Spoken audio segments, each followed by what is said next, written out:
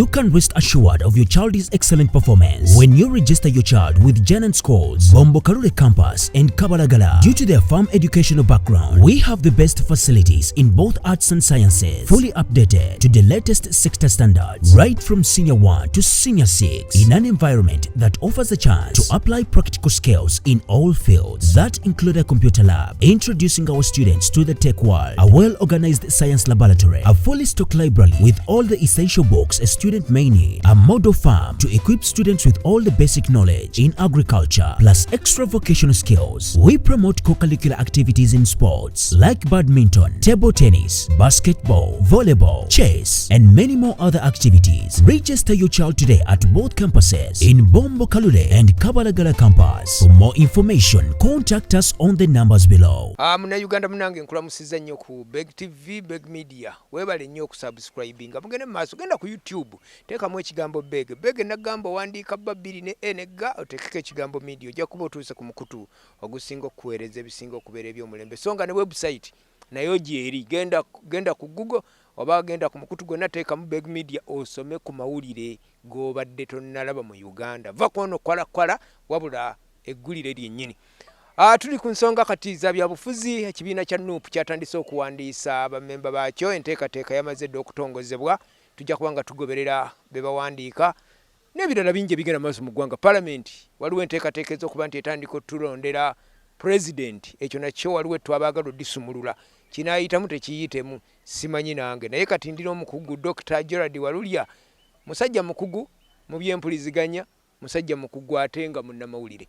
Twagala tukubire torch mu nsonga ezigenda mu ggwanga. Katutandike n'ekibiina kya NUP. NUP kyatandika ng'ekisinde kya People Power. Bwe kyafuuka ekibiina NUP bangi baanogokako ne badduka ne bagamba nti ffe tetwamanya nti tugenda kubeera mu kibiina. Ne bagamba nti temulina structures. Abasajja ne bagenda bakuba abasajja akalulu wano naddala mu Buganda. Kaakati bagamba nti katufuuke ekibiina, tumanyi tulina chairman w'oku kyalo, tulina erositu, tulina buli kimu. Kitwala wa NUP ekyo. Tutandikira kigenda kuba yambako okweyongera okwenyweza mu bitundu bye balinamu obuwagizi, kubanga luli babadde bakola naye nga tebalina bukulembeze buli butongole obukola emirimu egyo. Ekyo wadde nga kirungi naye ate kirina obubi bwakyo. Embeera gye bakoleramu ng'abo ebibiina by'ebyobufuzi, buli lw'oteekawo structure entongole oba owadde omukisa kulwanyisa okumanya ani gwagenda okwaŋŋanga.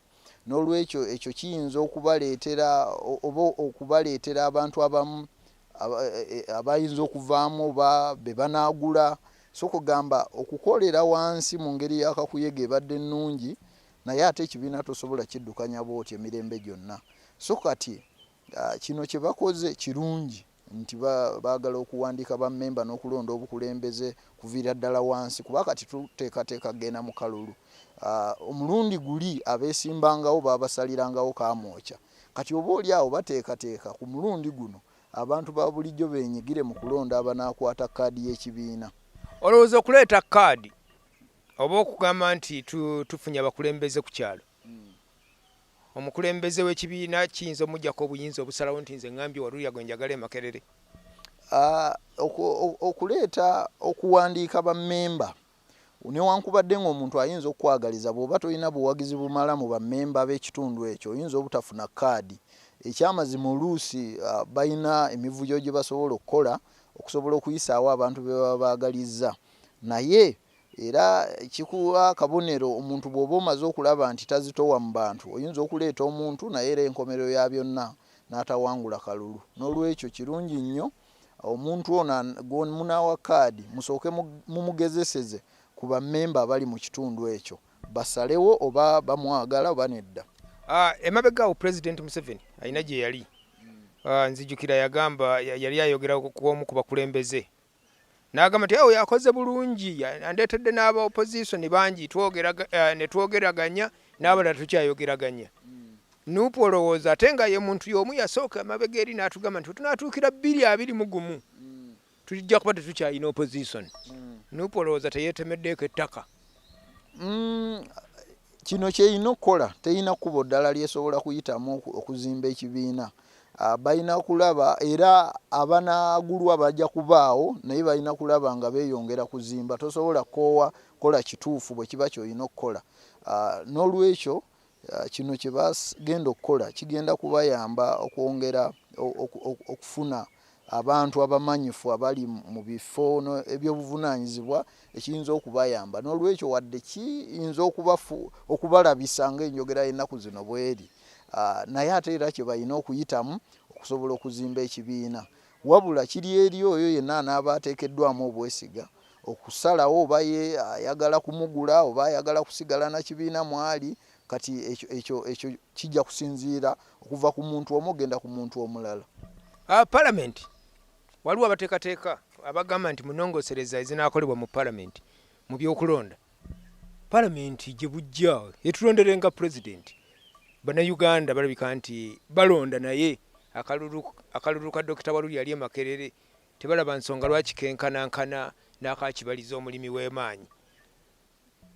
Enkola eno ey'enfuga bweti waliwo amawanga agagikozesa erina ebirungi byayo n'ebibi byayo naye ekibuuzo ekikulu kiri nti lwaki enkola eno bagireeta kati abamu ku bantu balowooza nti balaba President Museveni amaanyi agasagula akalulu mu buli kasonda ka ggwanga engeri gye gamukendedde ensonga lwaki oba balowooza ku nkola eno kimusobozese okukolagana n'ababaka abamu ab'olubatu abantu abatono kwegamba abantu 500 basalewo oba bakuwa obwa pulezidenti oba nedda naye ndowooza enkola eno eyinza obutaba nnungi eri ebyobufuzi byaffe kubanga enkola gye tutambuliramu yakintabuli etabula ebintu ebimu ebiri mu parliamentary system eyo ya parliament okulonda president oba prime minister ate netabula n'ebintu ebirala ebiri mu presidential system enkola ey'okulonda president